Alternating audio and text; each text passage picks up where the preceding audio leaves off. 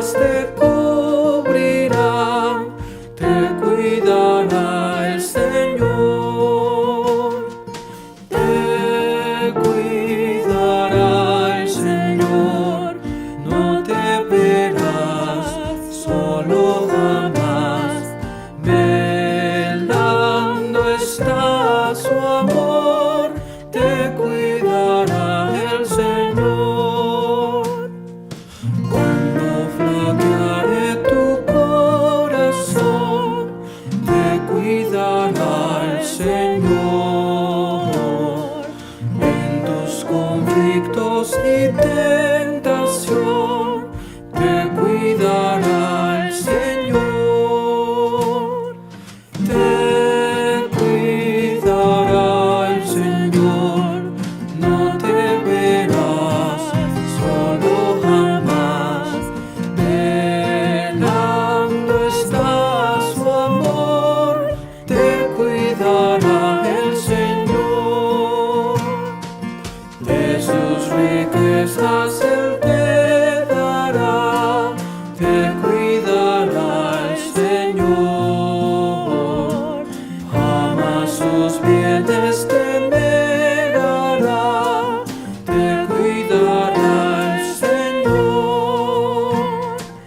Te cuidará el Señor, no te verás solo jamás. Velando está su amor, te cuidará el Señor. Que pruebas vengan, no importa, no, te cuidará el Señor. Tus cargas todas en Cristo pon, te cuidará el Señor. Te cuidará el Señor, no te verás solo jamás. Velando está su amor, te cuidará el Señor.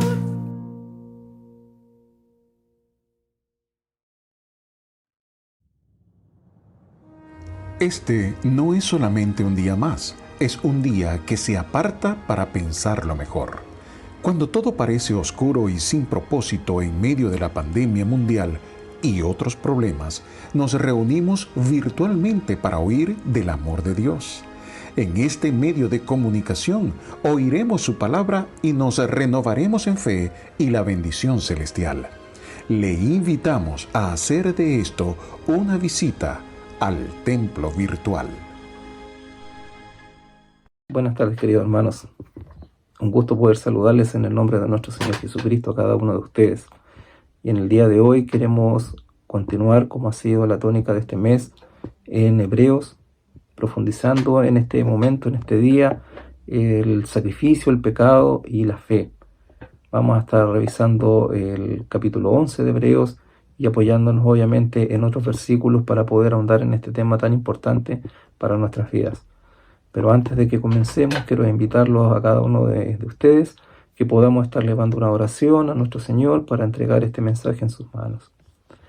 Dios Todopoderoso, en el nombre de tu Hijo Jesús, vamos delante de tu presencia, Señor, para elevar esta oración ante tu trono celestial, agradeciendo la vida que nos da, Señor, esta oportunidad de reunirnos junto a nuestros hermanos, de compartir, Señor, este mensaje, Señor, que esperamos sea de bendición para cada uno de ellos, Señor, que pueda entrar en este momento a reunirse con nosotros, o en el momento que ellos puedan entrar a ver este mensaje, que pueda tocar lo más profundo de nuestros corazones, Señor, y podamos entender tu palabra, podamos ponerla en práctica, Señor, adueñarnos de ella, Señor, y seguir tus pasos. Te damos gracias por todo lo que has hecho, por tu fidelidad y tu amor, Señor, y dejamos este mensaje en tus manos, en el nombre poderoso de tu Hijo Jesús. Amén. Bien, hermanos, como les estaba comentando, en el día de hoy vamos a estar ahondando en el pecado, el sacrificio y lo que es posteriormente la fe. Y para ello quiero invitarlos primeramente a que podamos ir a 1 Juan capítulo 3, versículo 4 al 10. en donde vamos a ver una definición de lo que es pecado y cómo podemos comprender lo que es realmente su significado. Y dice así la palabra de nuestro Señor: todo aquel que comete pecado infringe también la ley, pues el pecado es la infracción de la ley, y sabéis que Él apareció para quitar nuestros pecados, y no hay pecado en Él. Todo aquel que permanece en Él no peca. Todo aquel que peca no le ha visto, y ni le ha conocido. Hijitos, nadie os engañe. El que hace justicia es justo, como Él es justo. El que practica el pecado es el diablo. Todo aquel que es nacido de Dios no practica el pecado, porque la simiente de Dios permanece en él, y él no puede pecar, porque es nacido de Dios. En esto se manifiestan los hijos de Dios y los hijos del diablo. Todo aquel que no hace justicia y que no ama a su hermano no es de Dios. Y este pasaje es muy interesante porque hace la división inmediatamente de los que somos hijos de Dios y aquellos que no somos, y los habla como hijos de Dios e hijos del diablo, los que andan en luz y los que andan en tinieblas, los que practican la santidad y esa cercanía con Dios, y aquellos que se dedican al mundo, a practicar los pecados. Lo que está unido a Dios no peca, lo que está separado de Dios es pecado. Pero como decía este pasaje, nombraba al diablo. ¿Dónde se originó el pecado? ¿Cómo partió todo esto? Y tenemos que decir que Dios nunca creó ni al ser humano ni a sus ángeles como máquinas, en donde Él ejerciera esa autoridad y no tuvieran voluntad. Y fue ahí en el principio en que Satanás tuvo voluntad propia y la ejerció. Pero la ejerció ¿de qué manera? La ejerció rebelándose voluntariamente a la autoridad de Dios, a la autoridad divina de Dios, porque quiso igualar a Dios en su soberanía. Y de esta manera empezó con esa anarquía y esa rebelión cuando Satanás quiso ensalzar su trono, quiso colocarse al mismo nivel de nuestro Señor. Y dice Isaías 14, 13 al 14, subiré al cielo en lo alto junto a las estrellas de Dios y levantaré mi trono, y en el monte del testimonio me sentaré a los lados del norte, sobre las alturas de las nubes subiré y seré semejante al Altísimo. Desde ese momento que el diablo tuvo esa intención, ese deseo de igualar la soberanía de Dios, y que se provoca esa rebeldía, esa anarquía por poder igualar el poder de Dios e ir en contra de la ley de Dios. Es ahí el inicio del pecado, en lo que después iba a traducirse en nuestras vidas. Él se alzó con orgullo por causa de su poder. Ezequiel 28:17 nos dice muy directamente lo que dice este pasaje, en donde nos señala que se enalteció el corazón a causa de tu hermosura, en este caso de Satanás. Corrompiste tu sabiduría a causa de tu esplendor. Yo te arrojaré por tierra. Delante de los reyes te pondré para que miren en ti. El pecado se originó, ¿cierto? Tenía voluntad Satanás, se hizo el pecado, y como consecuencia de ese pecado hay una paga, y esa paga es la muerte. En este caso dice que será arrojado por tierra. Delante de los reyes te pondré para que miren en ti. Juan 8:44 nos dice, ¿qué es lo que dice el Señor Jesús del diablo en este caso? Él ha sido homicida, y este es un término bastante fuerte, homicida, desde el principio, y no ha permanecido en la verdad, porque no hay verdad en él. Cuando habla mentira, de suyo habla, o sea, es algo que le pertenece, algo intrínseco de él, algo que es una característica propia de él. Él habla mentiras, y de lo suyo habla, porque es mentiroso y padre de la mentira. Pero esto después, ¿cómo se traduce? Una vez que tenemos claro que se provocó el pecado primeramente en Satanás, cuando se quiso rebelar y poner a la altura del trono celestial de nuestro Padre, ¿cómo pasa a lo que es al humano, a la raza humana en este caso? Y para ello podemos decir que en 1 Timoteo 2:14 dice, por mentir, pervertir la verdad de Dios, la falsa representación y el engaño, Satanás tuvo éxito con convencer a Eva a comer la fruta que Dios había prohibido. Cuando Adán también comió la fruta prohibida, el pecado entró al mundo, y por ese hecho, desobediencia y rebelión. Junto con ese acto que a lo mejor podría haber sido un acto normal a los ojos de ellos, entró el pecado hasta el día de hoy a nuestro mundo.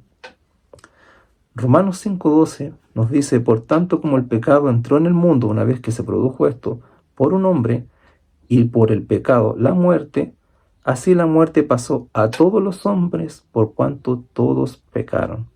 Por medio de este acto, el pecado entra al mundo y por medio de ese acto, fuimos todos condenados a vivir en ese pecado. Ya que la humanidad es una raza de gente con responsabilidad representativa, todos tenemos que compartir el fracaso de Adán y Eva en las consecuencias de ese fracaso, de ese error cometido. Primera de Corintios 15:22 nos dice: porque así como en Adán todos mueren. Romanos 3:9-12 nos dice que todos están bajo pecado, a una se hicieron inútiles, no hay quien haga lo bueno, no hay ni siquiera uno. Sabemos que solamente nuestro Señor Jesucristo. Romanos 5:18 dice: así que, como por la transgresión de uno vino la condenación a todos los hombres. Y en resumen podemos decir que en cuanto a la raza humana, el pecado se originó ¿dónde? En el hecho de ejercer la voluntad propia, pero en desobediencia, en rebelión contra la autoridad y la palabra de Dios. Ya que la humanidad es una raza de consolidación colectiva y responsabilidad representativa, y desde que Adán actuaba por nosotros como cabeza de la raza humana, todos tenemos que compartir en su acto de rebelión con todas sus consecuencias. Todo lo que trajo ese pecado lo tenemos que compartir hoy en día. Estas incluyen la muerte física, la muerte espiritual, y en 1 Corintios 15:22, Efesios 2:1, dice la corrupción espiritual y la pérdida de la vida eterna en Ezequiel 18:4. Si vamos ahondando en lo que es el pecado, ¿cuál es la naturaleza y las características de este pecado? A lo que nos estamos entrando en materia. El pecado, podemos partir diciendo que el pecado es exigente, el pecado es poderoso, es la única cosa en el universo que pudo haber traído o haber exigido la muerte de nuestro Señor Jesucristo e impuesto la obediencia. El pecado es tan exigente que esclaviza. Una vez que nosotros pecamos, pasamos a ser esclavos de ese pecado. Juan 8:34 nos dice: todo aquel que hace pecado, esclavo es del pecado. Romanos 6:16, 17, 19 y 20 dice: si os sometéis a alguien como esclavos para obedecerle, sois esclavos de aquel a quien obedecéis. Erais esclavos del pecado, para iniquidad presentasteis vuestros miembros para servir a la inmundicia y a la iniquidad. Aunque no se den cuenta de ello, todos aquellos que son sin Cristo están esclavizados por el pecado, y el pecado es un tirano en nuestras vidas, un pecado sin piedad.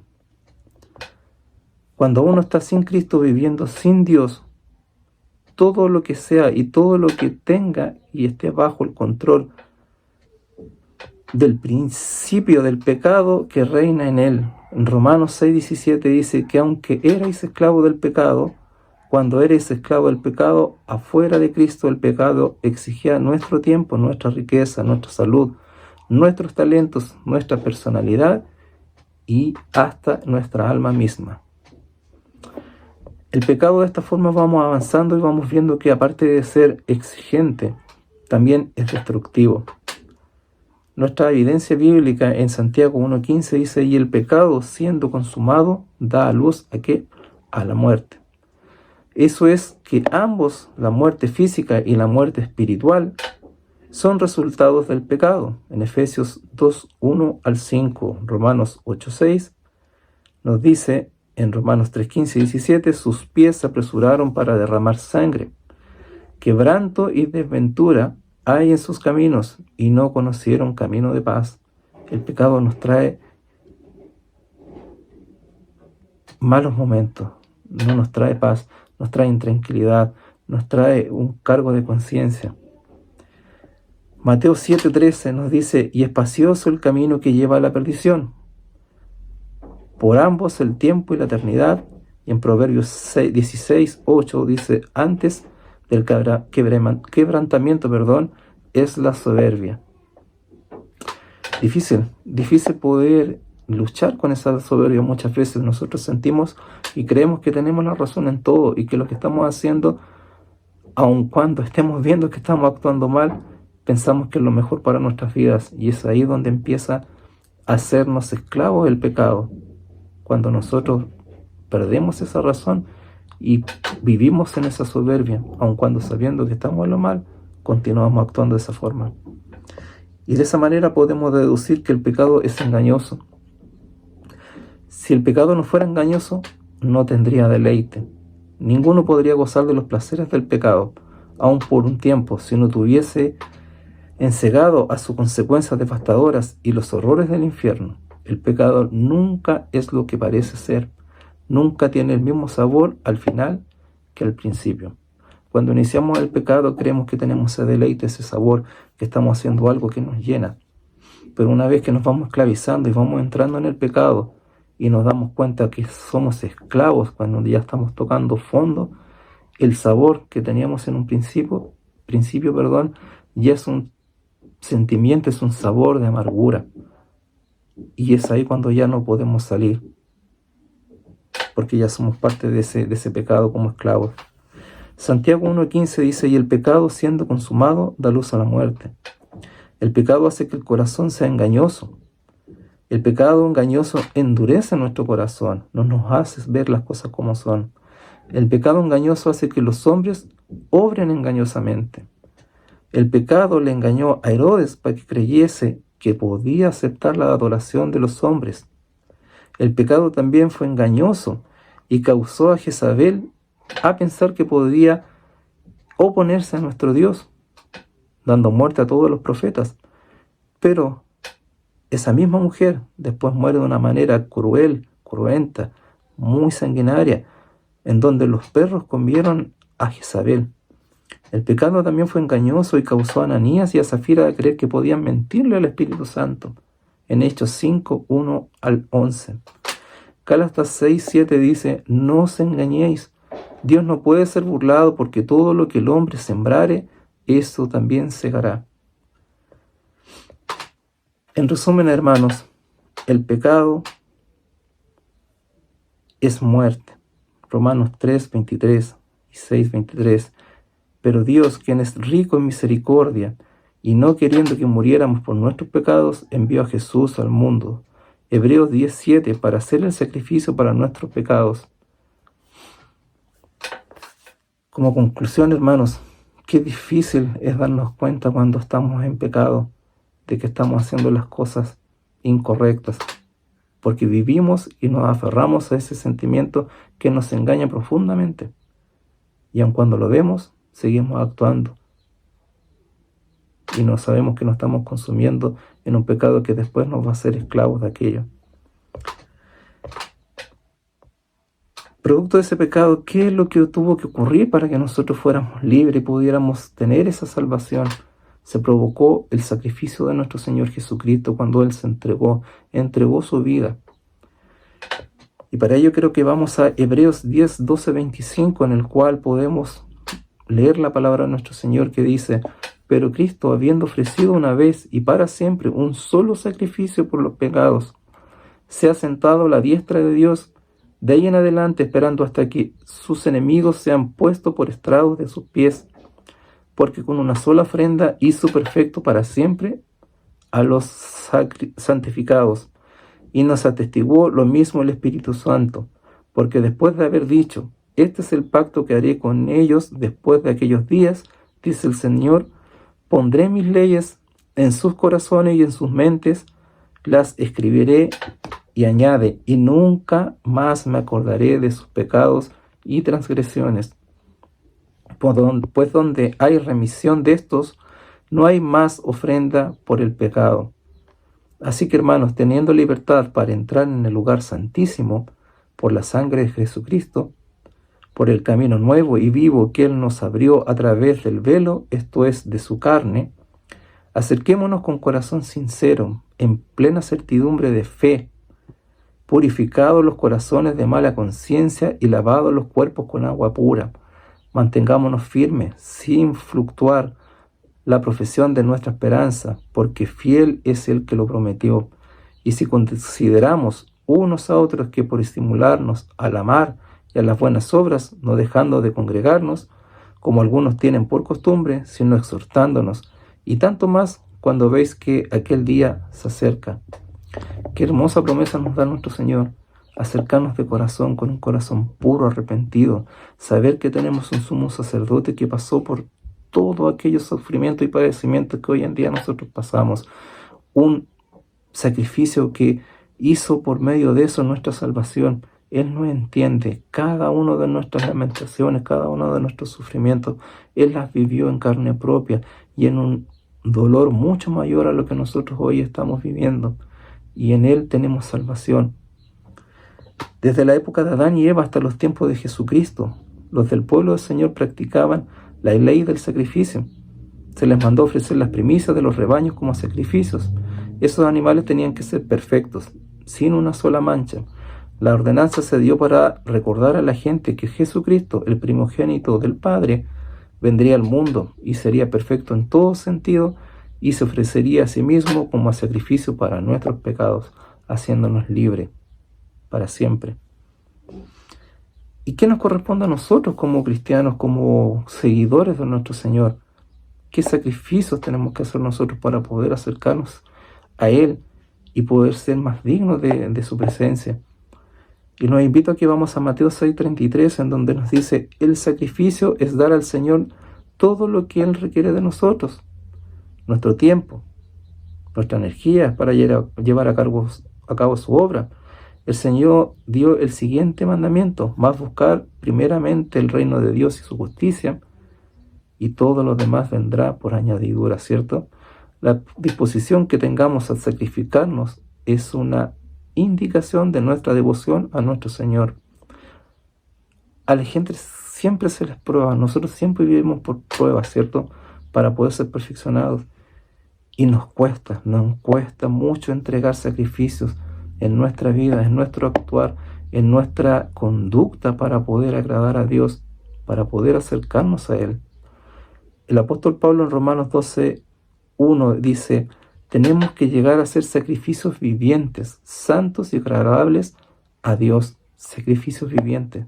Y no quiere decir que tengamos que estar sufriendo día a día, sino que tengamos que nuestra vida hacerla más digna y agradable ante sus ojos, apartarnos del mal, demostrarle al Señor que queremos seguir un camino santo, apartado del pecado, apartado del mal. En Lucas 18:23 encontramos un mensaje muy claro, en donde un joven rico le pregunta al Señor: ¿qué haré para heredar la vida eterna? Y Jesús le contestó: los mandamientos sabes: no cometerás adulterio, no matarás, no hurtarás, no dirás falsos testimonios, honra a tu padre y a tu madre. A lo que el joven rico dijo: todas estas cosas he guardado desde mi juventud. Cuando Jesús oyó eso, le dijo: aún te falta una cosa, vende todo lo que tienes y dala a los pobres, y tendrás tesoro en el cielo. Ven y sígueme. Cuando el joven escuchó esto, se puso muy triste, ya que era muy rico y tenía puesto su corazón en sus riquezas. Qué difícil, ¿cierto? Cuando a veces tenemos que ayunar, tenemos que hacer algo tan pequeño para la obra de Dios, para poder agradecer su amor, agradecer ese sacrificio que hizo en la cruz por nosotros. Y nos cuesta mucho poder entregar todo lo que tenemos a nuestro Señor. Mateo 19:29 nos dice: pero el Señor, conociendo nuestro sacrificio, nos promete: y todo el que haya dejado cosas, o hermanos, o hermanas, o padre, o madre, o esposas, o hijos, o tierras, por mi nombre recibirá 100 veces y más y heredará la vida eterna. Jesús vino y se ofreció a sí mismo como sacrificio, tal como se lo había enseñado al pueblo que él lo haría. Debido a su sacrificio, todo el género humano se salvó y se salvó para siempre. de la muerte física por medio de la resurrección, y todos podrán salvarse de sus pecados mediante la fe. Y hemos llegado al punto importante, la fe. ¿Qué es la fe? ¿Qué es lo que conocemos nosotros por fe? Y para ello vamos a leer la definición de fe, la que nos dice en Hebreos 11. Es pues la certeza de lo que se espera, la convicción de lo que no se ve, porque por ella alcanzaron buen testimonio los antiguos. Por la fe entendemos haber sido constituido el universo por la palabra de Dios, de modo lo que se ve fue hecho de lo que no se veía. Pero antes de que continuemos con lo que es realmente el significado y profundicemos en lo que es la fe, un punto muy importante es que nosotros como cristianos cuidemos algo que va a determinar nuestro comportamiento antes de lo que es la fe, que es nuestro corazón.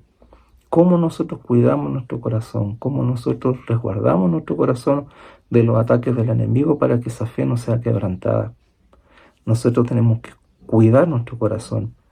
En Proverbios capítulo 4, versículo 23 dice: sobre toda cosa guarda tu corazón, porque de él mana la vida. Esto nos dice que cuiden nuestras emociones, que cuidemos nuestras emociones, que cuidemos nuestros pensamientos, la voluntad que tenemos que esté diciendo, y la voluntad está diciendo: cuídense por dentro y por fuera. Ustedes finalmente la podrán vencer si guardan su corazón.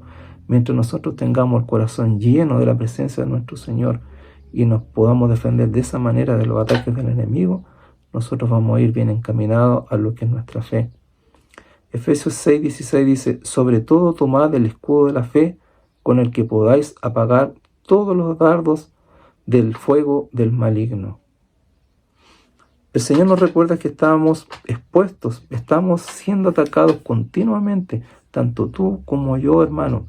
Continuamente estamos siendo atacados en nuestras emociones, en nuestros pensamientos, estamos siendo atacados por el enemigo, y eso nos hace poner en peligro muchas veces nuestra fe. Pero ¿cómo me protejo? Según la Escritura hay un escudo, como lo estábamos mencionando. El escudo de la fe es la que me puede proteger, es el que me puede dar esa fortaleza. Y volvemos nuevamente, una vez que hemos visto esto, a Hebreos 11, que dice: la certeza de lo que se espera y la convicción de lo que no se ve. Los componentes prácticos de lo que es la fe, en este caso, vamos a ir viéndolos nosotros, que son dos. En Hebreos 11:6 dice: pero sin fe es imposible agradar a Dios, porque es necesario que el que se acerca a Dios crea que le hay, uno, y que es galardonador de los que le buscan, como punto 2. Estos son los dos componentes necesarios para acercarse a Dios.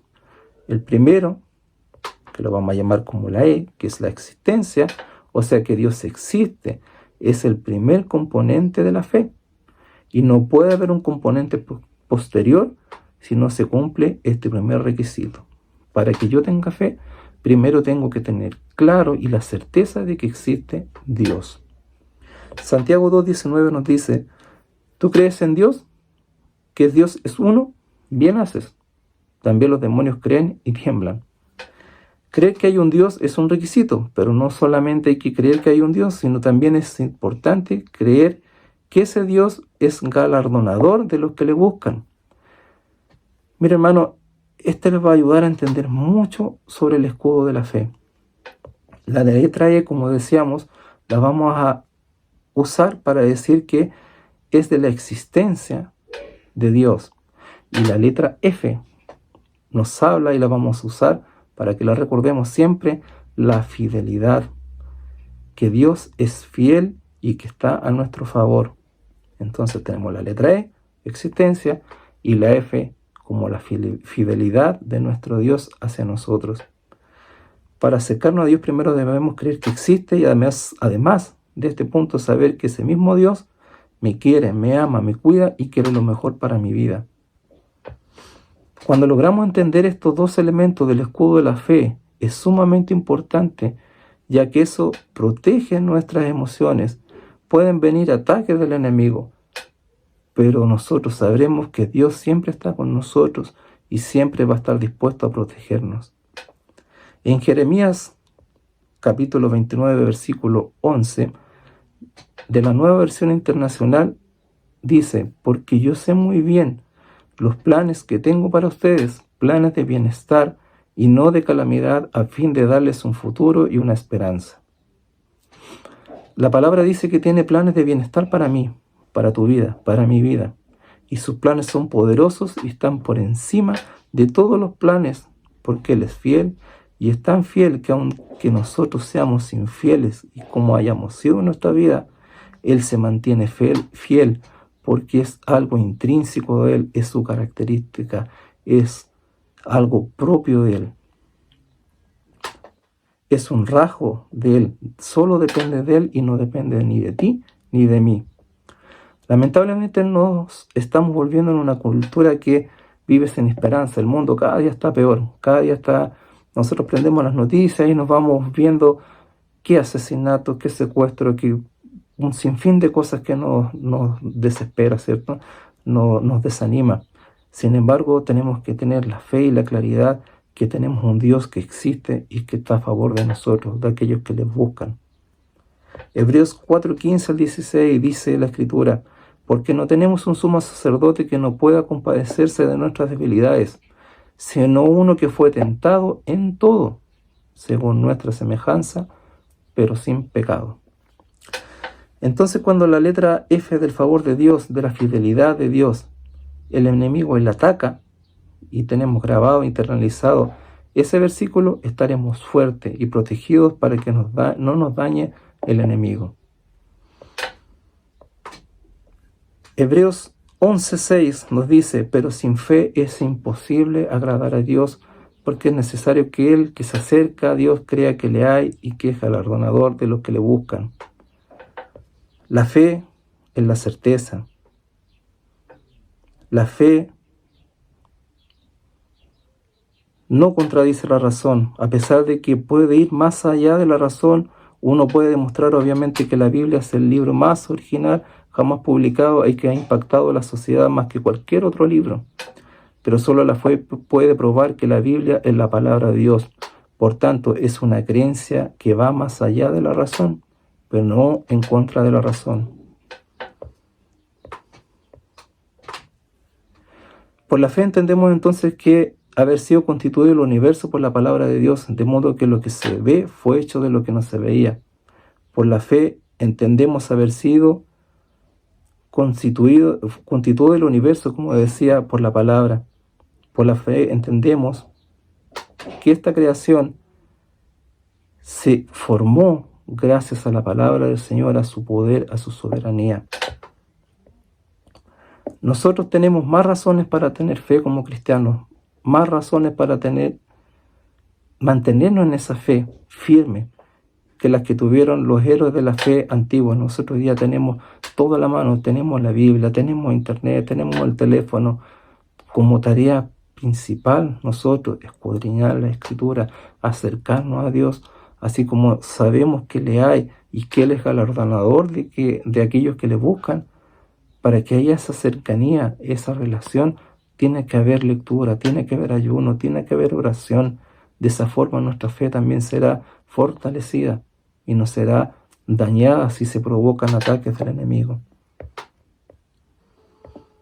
Para finalizar, hermanos, la promesa de Cristo se recibe por fe. Romanos 4:16-25 nos dice: así que la promesa se recibe por medio de la fe. Es un regalo inmerecido. Y vivamos o no de acuerdo con la ley de Moisés, todos estamos seguros de recibir esa promesa, si tenemos una fe como la de Abraham, quien es el padre de todos los que creen. A eso refiere la Escritura cuando citan lo que Dios le dijo: te hice padre de muchas naciones. Esto sucedió porque Abraham creyó en el Dios que da vida a los muertos y que crea cosas nuevas de la nada. Aunque cuando no había motivos para tener esperanza, Abraham siguió teniendo fe, siguió teniendo esa esperanza porque había creído que en él llegaría a ser padre de muchas naciones, pues Dios le había dicho eso. De hecho, su fe se fortaleció aún más y así le dio gloria a Dios a Abraham cuando le pidió el sacrificio de su hijo. Hasta el último minuto fue fiel, creyó en él y producto de eso agradó a nuestro Señor. Por la fe vencemos al mundo, por la fe derrotamos a Satanás, por la fe el poder de Dios nos guarda, nos cuida, por la fe reclamamos la presencia de Cristo en nuestras vidas y por la fe obtenemos la valentía para hacer frente a las tempestades de la vida. Y para finalizar, la fe nos capacita a vivir sin dudas y ansiedades, nos da esa paz, nos da esa compañía de Cristo. 1 Corintios 2, 3 al 5 nos dice: y estuve entre nosotros con debilidad y mucho temor y temblor, y ni mi palabra ni mi predicación fue con las palabras persuadidas de humana sabiduría, sino con demostración del Espíritu y de poder, para que vuestra fe no esté fundada en la sabiduría de los hombres, sino en el poder de Dios. Es ahí donde tiene que estar fundada nuestra fe, en la sabiduría y el poder de Dios, no en la de los hombres. Confiar que le hay y que nos cuida.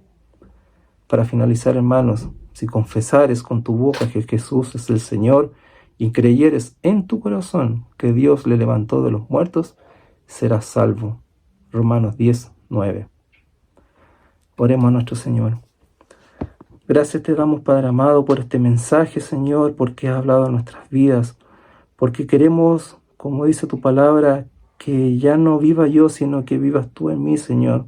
Que día a día nosotros podamos menguar para que tu voluntad, Señor, sea en nuestras vidas haciendo lo que tú quieres, Señor, porque sabemos que tu voluntad, Señor, es buena y agradable, perfecta, Señor, y lo reconocemos, Señor, lo declaramos en este día, lo declaramos en esta tarde, Señor, que eres nuestro Dios y protector, nuestro Creador, en el cual se fundamenta, Señor, esa roca de la fe, Señor, esa seguridad, Señor, que nos da saber de que tú quieres siempre lo mejor para nosotros y tu fidelidad está por sobre todas las cosas y tus planes en nuestras vidas se harán realidad, Señor, en el momento, en la forma y en el tiempo que así tú lo desees. Gracias te damos, Señor, en el nombre de Jesús. Amén. Adiós, hermanos. Que Dios les bendiga.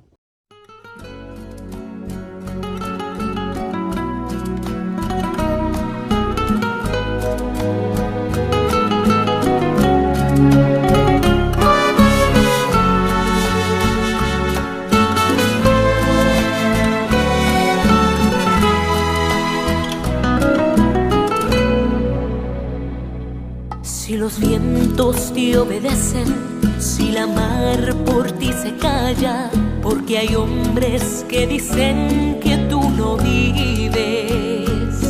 Si la tierra tú la riegas con la lluvia de los cielos, porque hay hombres que dudan tanto de ti. Es mi anhelo que las flores le dijeran a los hombres por cuál mano todas ellas fueron criadas. Desde luego entenderían que sin ti no existiría lo más bello que en el mundo puedan ver.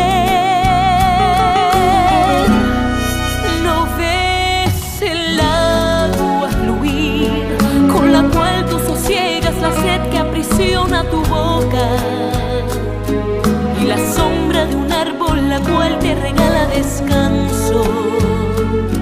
Pues entonces, ¿por qué te preguntas si hay un creador?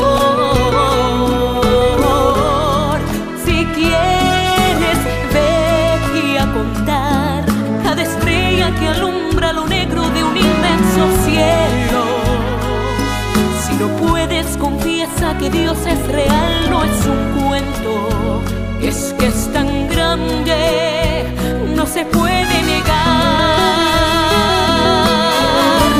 Yo sé que Él vive, pues lo veo en la risa de un niño cuando voy pasando, y al oír el bramido del mar que me dice cantando que hay un Dios verdadero que hizo toda la creación. Yo sé que vive, pues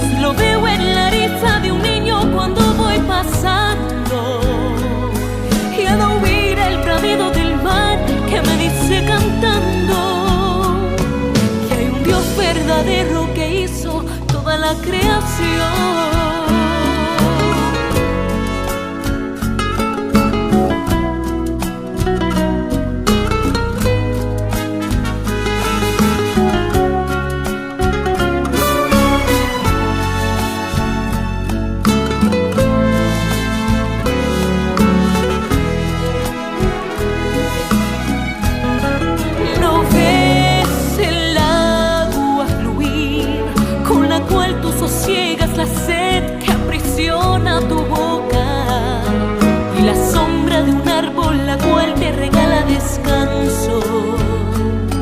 Pues entonces, ¿por qué te preguntas si hay un creador?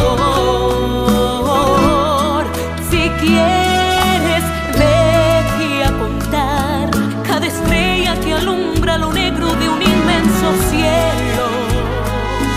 Si no puedes, confiesa que Dios es real, no es un cuento. Es que es tan grande, no se puede negar. Yo sé que Él vive, pues lo veo en la risa de un niño cuando voy pasando, y al oír